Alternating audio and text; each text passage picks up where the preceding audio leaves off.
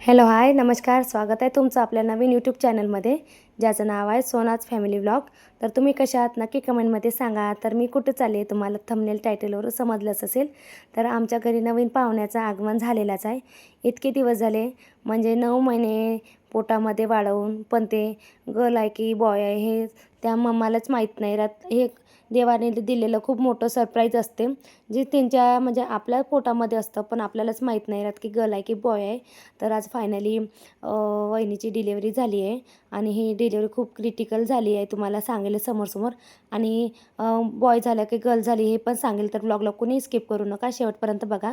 तर आम्हाला माहीत झालं डिलेवरी तर काल रात्रीच झाली, अचानकच झाली. ते कशी झाली ते पण सांगेलच कारण टाईम पण व्हायचा होता पण झाली. तर त्यानंतर आम्हाला माहीत झालं म्हणजे माहीतच होतं की डिलेवरी झाली आहे म्हणून. तर आम्ही रात्री नाही गेलो, तर सकाळी आम्ही जातो बाळाला बघायला. तर त्यासाठी आम्ही घेतले छानसे कपडे. तिथे बघू शकता खूप छान छोटे छोटेसे क्यूटचे असे कपडे होते. तर म्हटलं बाळाला कारण अचानकच हॉस्पिटलमध्ये जावं लागलं तर त्यांची काही जास्त बॅग पॅक होती पण बाळाला कपडे घ्यायचेच होते. तर मग आम्ही बाळाला कपडे घ्यायसाठी दुकानामध्ये आलो आणि आज संडे असल्यामुळे पूर्ण जो शॉप बंद होते. तर सगळे पाहून शॉप इकडे तिकडे बघून शेवटी एक शॉप मिळालं. छोटंच होतं पण कपडे मात्र खूप छान छान होते.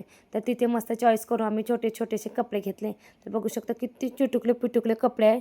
जे बघितलं तसं मला पण आपल्या डिलेवरीची आठवण आली. माझ्या पण चिकूला मी असे छोटेसे कपडे घेऊन ठेवले होते, त्याचीच आठवण झाली. तर इथे आम्ही 4 ड्रेस घेतले आहे. कारण सध्या आता म्हटलं 4च घेऊ कारण त्यानंतर सुट्टी झाल्यानंतर आपण पुन्हा पण घेऊ शकतो. ते इथं 4 कलरचे 4 ड्रेस घेतले आहे. तर मस्त चिटुकले पुटुकले कपडे घेतले आहेत छोटेसे. त्यानंतर आम्ही दोघी जाऊबाईंनी कपडे घेतला आणि निघालो आता हॉस्पिटलकडे जायला. तर हॉस्पिटलकडे जात आहो. तर कपडे दोघींनी घेतले आणि आज संडे असल्यामुळे दुकान पण सगळं बंद आहे. तर आता बरं झालं एक दुकान मिळालं. त्यानंतर आम्ही पोहोचलो आता हॉस्पिटलमध्ये आमची फॅमिली, आमचे मुलं आणि आम्ही दोघी आणि आमचे दादा असे मिळून गेलो. तर आता पोहोचलो होतो हॉस्पिटलमध्ये. तर गेलो तर वहिनी तर एकदम रेडीच होत्या. त्यांना माहीत होतं नव्हतं माहीत नाही कारण त्यांनी आपल्या दुःखात होते थोडे कारण डिलिव्हरी झाल्यानंतर त्रास तर होतेच. तर आता आम्ही जातो वरती आणि हॉस्पिटल म्हणजे जे रूम होती ना ती पण थर्ड फ्लोअरवर होती. तर आता आम्ही वरती जात आहोत. वहिनीला आता आम्ही सरप्राईजच देणार आहोत. माहीत नाही त्यांना माहीत आहे की नाही कारण आम्ही न सांगताच त्यांना माहीत असेलही पण चला म्हटलं आता जाऊच. तर आता करता एंट्री. तर वहिनी रेडीच होत्या. आम्हाला बघून खूप शॉक झाला आहे. त्यांना वाटलं आम्ही सायंकाळी जाऊ पण आम्ही आता सकाळीच गेलो कारण टिफिन पण द्यायचा होता, त्यांना बघायचं होतं. तर हे झालेले बाबा म्हणजे आजपर्यंत मी त्यांना होणारे बाबा म्हणत होते पण आता झालेच आहे फायनली ते पण बाबा झाले आहे. तर आमच्या जाऊबाई विचारत आहे कसं झालं काय झालं, पूर्ण डिटेल्स विचारत आहे. त्या पण सांगत आहे कसं झालं काय झालं कारण अचानक डिलेवरी करावी लागली ना त्याच्यामुळेच. तर आणलेला टिफिन पण देत आहे. तर ची स्टोरी अशी झाली की वहिनीची जेव्हा कधी कन्सीव्ह केलं ना, जेव्हा कन्सीव्ह झालं हे आपलं छोटूसं पिटूकसं बाळ खूप क्यूटचं आहे. आता एकाच दिवसाचं आहे. कालच जगामध्ये त्याने पहिलं आपलं पाऊल ठेवलं आहे. पाऊल म्हणजे त्याने आपल्या जगामध्ये म्हणजे एंट्री केली आहे. आता मी काय बोलत आहे ते तुम्हाला समजून जाईल. पण हे आपलं एका दिवसाचं बाळ आहे छोटंसं. तर आमच्या पण मुलांना छोटे बाळ खूप आवडते. ते पण फिरून पाहत आहे. त्यांना म्हटलं नका येऊ पण ते कुठं मानतात. आमच्या पहिलेच गाडीमध्ये बसले आणि हॉस्पिटलमध्ये यायलाच तयारी केली. तर बघू शकता खूप क्यूटचं आता बाळ आहे. तर बाळ मुलगा आहे की मुलगी हे पण सांगेलच. तर आमचे तर 2 मुलं आहे. तर ही मुलगी आहे की मुलगा आहे तुम्हाला सांगेलच. तर मी त्याला पहिलंच घेतलं. तर मला इतकं छान वाटलं. मला पण मुलं आहे पण बाळाला घ्यायला मला पण थोडी भीती वाटतच होती कारण नाजूक असते त्यांची स्किन सगळं नाजूक. तर मला बघू शकता किती हसू येत आहे. तर आमच्या इथं मुलांचे चालू आहे मस्ती. हे कुठे जाईल पण मस्ती करणार नाही असं कधीच होणार नाही. हे हॉस्पिटल आहे पण त्यांना वाटतं की आपलं घरच आहे. तर इथं करत आहे दोघं मुलं. तर ते एकमेकाची कुटाई इथं करत आहे कारण ते रिटर्न गेम खेळत आहे. तर इथं बाळाला थोडंसं मी घेतल्यानंतर दिलं आहे मामापाशी कारण ते झोपूनच आहे. जेव्हापासूनची बाळ या इथं आलं आहे ना तर तेव्हापासून तो झोपूनच आहे. आणि दादा पण सांगत होते एकदा पण तो रडला नाही. दादाला वाटतं की तो रडावं पण तो एकदा पण रडला नाही कारण शांत आहे. सध्या तो शांत आहे पण कधी तो रडायला लागेल आणि कधी तुमच्या झोपामुळे ते तुम्हाला पण माहीत होणार नाही. कारण लहान मुलं जेव्हा येतात ना तेव्हा शांतच वाटते पण ते मग कधी इतके रडतात की झोपू पण देत नाही. मग आपल्याला वाटतं की हे कधी झोपेल आणि त्यानंतर मी झोपणार. तर त्यानंतर चाय पण आला. मग चाय पण आम्ही घेतला. त्यांनी आम्हाला चाय दिला. मस्तपैकी चाय घेतला आणि त्यानंतर मी वहिनीला विचारलं कसं काय झालं, तर वहिनी आता सगळं बरोबर होतं. तर गोष्ट अशी झाली की वहिनीला डॉक्टरांनी स्टार्टिंगपासूनच बेड रेस्ट सांगितला होता, कारण वहिनीची तब्येत आणि प्रेग्नन्सी थोडी क्रिटिकल होती, म्हणून त्यांना बेड रेस्ट सांगितला होता.